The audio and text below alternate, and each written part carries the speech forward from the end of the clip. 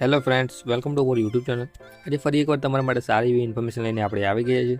તો આજે આપણે જોવાના છીએ કે જે પણ વિદ્યાર્થીઓ જે LLB કરી રહ્યા છે અથવા તો હાલમાં એડવોકેટ બની ચૂક્યા છે અથવા તો પ્રેક્ટિસ કરી રહ્યા છે, તો એમના માટે સ્ટાઇપેન્ડની સ્કીમ ગુજરાત સરકાર દ્વારા શરૂ કરવામાં આવેલી છે। તો એ સ્ટાઇપેન્ડની સ્કીમનો ઉપયોગ તમારે કઈ રીતે કરવો અને તમે એનો લાભ કઈ રીતે મેળવી શકો છો, તો એનો વિડીયો આપણે બનાવી રહ્યા છીએ। તો આ વિડીયોને સંપૂર્ણ જોજો અને જો ચેનલ પર ન હોય તો ચેનલને સબસ્ક્રાઇબ જરૂરથી કરી આપજો, બરાબર। તો ચલો આપણે વિડીયોની શરૂઆત કરીએ છીએ, વધારે સમય તમારો નહીં લઈએ। તો તમે જોઈ શકો છો, સોશિયલ જસ્ટિસ એન્ડ એમ્પાવરમેન્ટની ડિપાર્ટમેન્ટ દ્વારા ગુજરાત સરકાર દ્વારા આ સ્કીમ યોજનાની શરૂ કરવામાં આવી છે। તો આ સ્કીમનું નામ શું છે, સ્કીમ કઈ રીતે કામ કરે છે, તો આપણે એની માહિતી જરૂરથી તમને આપીશું। તો આ સ્કીમનું નામ છે doctor P.J. Solanki scheme for stipend to schedule caste lawyers, બરાબર। શિડ્યુલ કાસ્ટ દ્વારા જે લોયર હોય એટલે કે એડવોકેટ જે બનેલા હોય અથવા તો LLBની ભણતર કરી રહ્યા હોય, એ લોકો જે ભવિષ્યમાં એડવોકેટ બનવાના છે એ લોકોની માટે આ સ્કીમ શરૂ કરવામાં આવેલી છે, બરાબર છે। તો આપણે શરૂઆત કરીએ છીએ। કાયદાની પદવી મેળવીને પ્રેક્ટિસ કરવા માંગતા અનુસૂચિત જાતિના યુવાનોની આર્થિક પરિસ્થિતિ સારી ન હોવાના કારણે વકીલાતની સ્વતંત્ર પ્રેક્ટિસ શરૂ કરી શકતા નથી, બરાબર, શરૂ કરતા નથી, જેથી તેમને આગળ જતાં પ્રેક્ટિસ અધવચ્ચે છોડવી પડે છે। તેથી આવી અનુસૂચિત જાતિના વ્યક્તિઓને તાલીમ આપનાર સિનિયર વકીલને માસિક 3,000 રૂપિયા અને માસિક 3,000 રૂપિયા લેખે 3 વર્ષ સુધી આપવામાં આવે છે અને વકીલાતની તાલીમ શરૂ કરે તે પ્રથમ વર્ષ માસિક 7,000 રૂપિયા આપવાના અને બીજા વર્ષે 6,000 અને ત્રીજા વર્ષે 5,000 રૂપિયા। એવી રીતે તમને જોઈ શકો છો, તમને દર મહિને 7,000 રૂપિયા અને બીજા વર્ષે 6,000 રૂપિયા અને ત્રીજા વર્ષે 5,000 રૂપિયા એ રીતે તમને સ્ટાઇપેન્ડ આપવામાં આવે છે ગુજરાત સરકાર દ્વારા। તો આના અમુક નિયમો અને શરતો છે, તો એ આપણે શરતો જોઈ લઈએ છીએ કે શું શરતો અને નિયમો છે, તો જેના દ્વારા તમને સરળતાથી આનો તમે લાભ લઈ શકો આ સ્કીમનો। તો ચલો જોઈ લઈએ છીએ। જુનિયર વકીલ એટલે અહીંયા તમે જે કોઈ પણ હોય એ તમે પોતાની જાતને મૂકીને અહીંયા ગણતરી કરજો। જુનિયર વકીલ એટલે તમારી વાત થઈ રહી છે, બરાબર। તો જુનિયર વકીલ હોય તો અરજદારે સનદ મળ્યાને તારીખથી 2 વર્ષમાં સમાજ કલ્યાણ પોર્ટલ પર અરજી કરવાની રહે છે। એટલે કે આ તમે જે પોર્ટલ જોઈ રહ્યા છો એના પર તમારે અરજી કરવાની રહે છે। આની લિંક આપણે તમને ડિસ્ક્રિપ્શનની અંદર આપી દઈશું, તમે ત્યાંથી પણ લઈ શકો છો અને કમેન્ટ કરશો તો આપણે તમને મોકલી પણ આપીશું, બરાબર। તો આ યોજનાનો હેઠળ વાર્ષિક આવક મર્યાદાની વાત કરી છે, તો આવક મર્યાદા તમારી 6 લાખ રહેશે, બરાબર છે। અને આ યોજના હેઠળ જુનિયર વકીલની સ્ટાઇપેન્ડ મેળવવાની ગુજરાત બાર કાઉન્સિલ ઓફમાં નોંધણી કરેલથી 2 વર્ષની અંદર અરજી કરવાની રહે છે, બરાબર। એટલે જે કોઈ પણ બાર કાઉન્સિલમાં તમે જોડાઓ છો એના 2 વર્ષની અંદર તમારે આની માટે અરજી કરવાની રહે છે। જો 2 વર્ષથી વધુ થઈ જાય તો તમે આની માટે લાયક ઠરાવશો નહીં, બરાબર। તો મૂળ ગુજરાત રાજ્યના અનુસૂચિત જાતિના કાયદા સ્નાતક યુવતીઓ અથવા યુવકો આ યોજનાનો લાભ મેળવી શકે છે, બાકી કોઈ બહારના રાજ્યના સ્ટુડન્ટોને આનો લાભ મળવા પાત્ર રહેશે નહીં, બરાબર। અને આવક મર્યાદા 6 લાખની છે, આપણે ઉપર જોઈ શકીએ છીએ। આ યોજનાનો લાભ મેળવવા માટે લાભાર્થી મૂળ ગુજરાત રાજ્યના અનુસૂચિત જાતિના સક્ષમ અધિકારી એટલે કે તમારું જાતિનું પ્રમાણપત્ર રજૂ કરવાનું રહે છે। આ યોજનાનો લાભ તમે ફક્ત એક જ વખત મેળવી શકો છો, બીજી વખત આનો મેળવી શકતા નથી।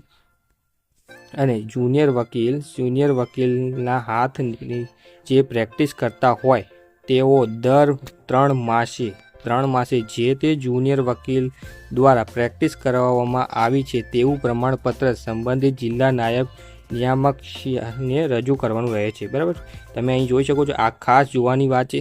દર 3 માસે એટલે કે તમારે દર 3 મહિને જે તે સિનિયર વકીલ પાસેથી પ્રમાણપત્ર લઈને તમારે જિલ્લા નાયબ નિયામકશ્રીને સમક્ષ રજૂ કરવાનું રહે છે, જેથી તેમને ખબર પડે કે તમે હાલમાં પ્રેક્ટિસ ચાલુ કરી દેશો। એટલે તમે જે તે સિનિયર વકીલ પાસે કામ કરો તો ત્યાં તમે ઓછામાં ઓછા 3 મહિના સુધી તો કામ કરજો જ, અને પછી તમે વકીલ બદલો તો તમારી ઈચ્છા છે। સિનિયર વકીલનું વધુમાં વધુ 5 જુનિયર વકીલને તાલીમાર્થી આપતા હોય, જે કોઈ પણ સિનિયર વકીલ પાસે તમે પ્રેક્ટિસ કરતા હોય એ ઓછામાં ઓછા 5 જુનિયર વકીલોને પ્રેક્ટિસ કરાવતા હોવા જોઈએ, બરાબર છે। એટલે 5થી વધુ પણ હોઈ શકે અને ઓછા પણ હોઈ શકે છે, એમની ઈચ્છાની વાત છે, પરંતુ 5 જુનિયર વકીલ તાલીમાર્થી રાખી શકે છે, બરાબર। અને એમની પાસે 7 વર્ષનો અનુભવ હોવો જોઈએ, બરાબર। જે કોઈ પણ સિનિયર વકીલ હોય એમને 7 વર્ષનો અનુભવ હોવો જોઈએ। સિનિયર વકીલ તરીકે આ પ્રકારની તાલીમ જુનિયર વકીલોને જિલ્લા મથકે આપવાની રહે છે, બરાબર, જિલ્લા મથકે આપવાની રહે છે।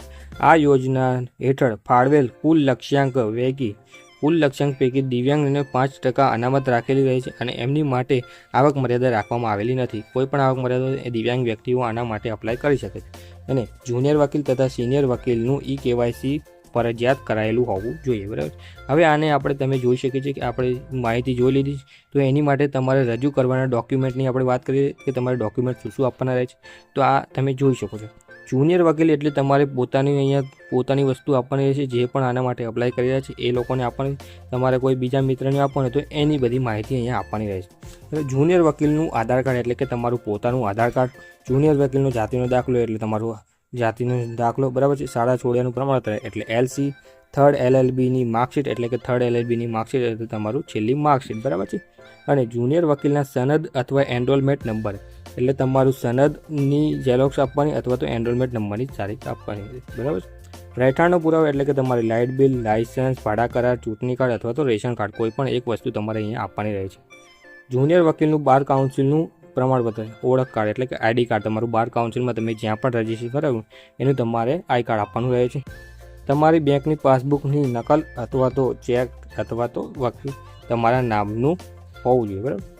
સિનિયર વકીલનું આધાર કાર્ડ. જે કોઈ પણ જગ્યાએ તમે પ્રેક્ટિસ કરો છો એ વ્યક્તિનું આધાર કાર્ડ, સિનિયર વકીલનું આધાર કાર્ડ, એમની સિનિયર વકીલની સનદની અથવા એનરોલમેન્ટ નંબરની નકલ એટલે કે એમની સનદનું ઝેરોક્સ અથવા તો એનરોલમેન્ટ નંબરની ઝેરોક્સ તમારે આપવાના રહેશે.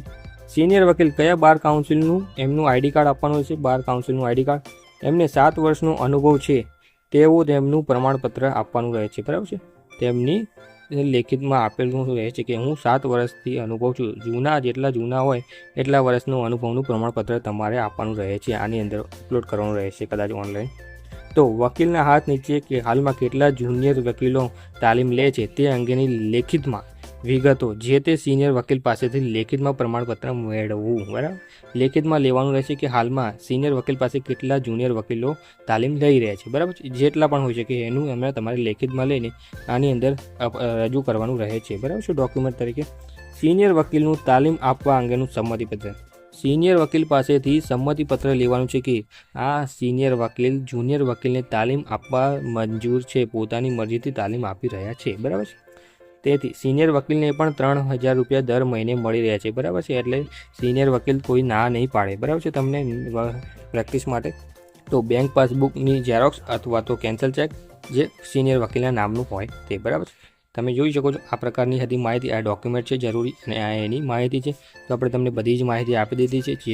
જે કોઈ પણ વકીલ મિત્રો હોય જે લોકો હાલમાં પ્રેક્ટિસ કરી રહ્યા હોય તો એ લોકો આ યોજનાનો લાભ લઈ શકે છે. અને ભવિષ્યમાં જે કોઈ પણ સ્ટુડન્ટો હવે જે એડવોકેટ બનવાના છે અથવા તો જે બની ચૂક્યા છે તે લોકો આ એમનો લાભ લઈ શકે છે. બરાબર.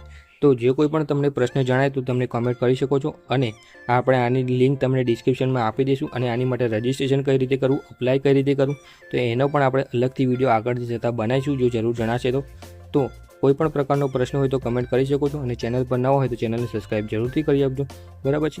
તો thank you for watching video.